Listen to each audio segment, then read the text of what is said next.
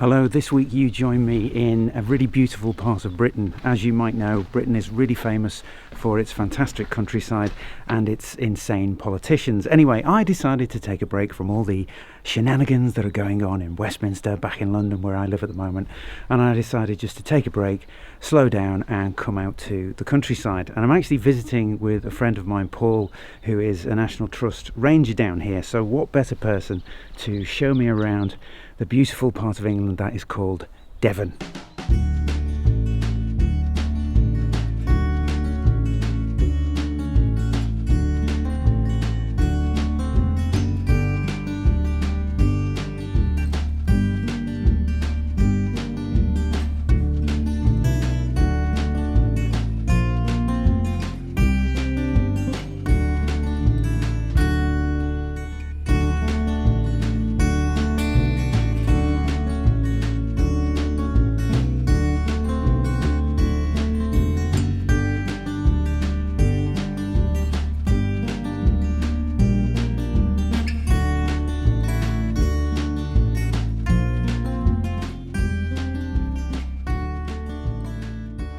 First thing I want to talk about today is slow motion footage. Now, I'm a novice when it comes to this, and what I really want to do on this trip is nail some great slow motion footage using the following techniques. Technique number one, the reveal. The reveal is a really simple but dramatic way of grabbing the viewer's attention. The subject is revealed by making your camera move from behind a foreground object. Now you can move up and down or left and right, it's really up to you. There's no way to achieve autofocus in slow motion on my GH5, so when I'm in a rush, I cheat a little by grabbing autofocus on my subject in 24 frames a second and then switching over to slow motion in my custom settings. Then I double check my exposure to compensate for the change in frame rates and I'm ready to go. In this case, I'm moving from side to side, so I plant my feet firmly and just move back and forth a few times in a row to make sure I've got the shot. For an up or down motion, then just use your knees and squat up and down a few times again until you think you've got the movement just right. And remember, even though you're shooting in slow motion, your physical movements may well have to be much quicker, especially in 120 frames a second. Otherwise your shots are going to go on forever and you'll be forced to retime them in post, which is a bit of a pain. After enough practice though, you just tend to know when the movement's right. Technique number two, moving with your subject. If you're walking behind the subject, it can also be referred to as pushing with the subject. This can be slightly more difficult as you're juggling several things at once, which include maintaining focus, keeping a smooth looking shot and not tripping over your feet whilst attempting the other two. Remember, I can't use autofocus in slow motion, so once again I grab focus first and try to maintain the same distance between myself and the subject for the entire length of the shot. Here I'm shooting at f3.5, so it's not so hard to maintain focus on the subject as it would be at a shallower depth of field like say f2.8. I also try to maintain as many points of contact with the camera as possible, in this case the eye cup, and holding it with both hands.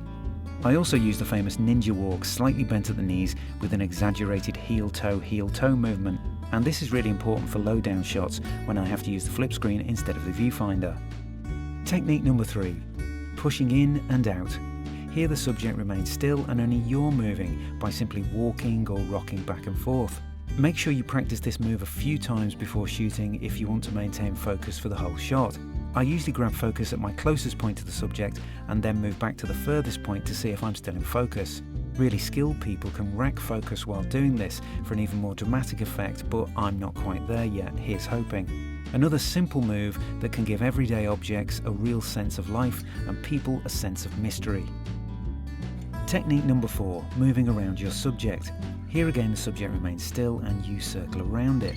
You can draw the camera across your body in a semicircle or walk 2 or 3 steps in either direction.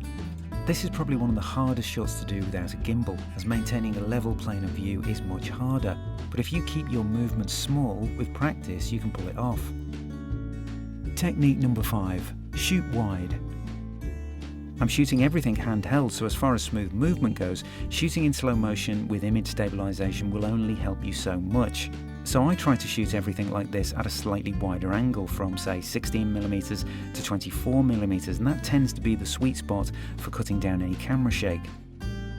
However, all of these rules do tend to go out of the window when you follow Tessie the dog around, as she goes where she wants to.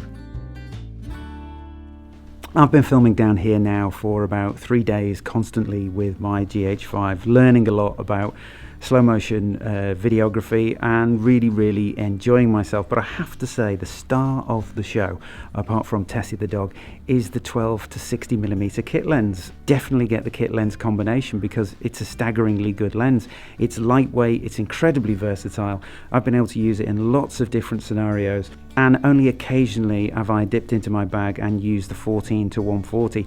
If I specifically wanted to shoot landscapes and get a really nice blown out background, then the 14 to 140 with all the correct settings is also a really good lens for that. But like I said, the takeaway seems to be that the 12 to 60mm is a great vlogging and travel lens. That's it for this week, guys. I hope you've enjoyed this video. I hope you've enjoyed learning a bit about traveling with your camera, slow motion, moving when you're shooting in slow motion, and of course the different lenses that I've been using. Please subscribe, and I'll see you again back in London.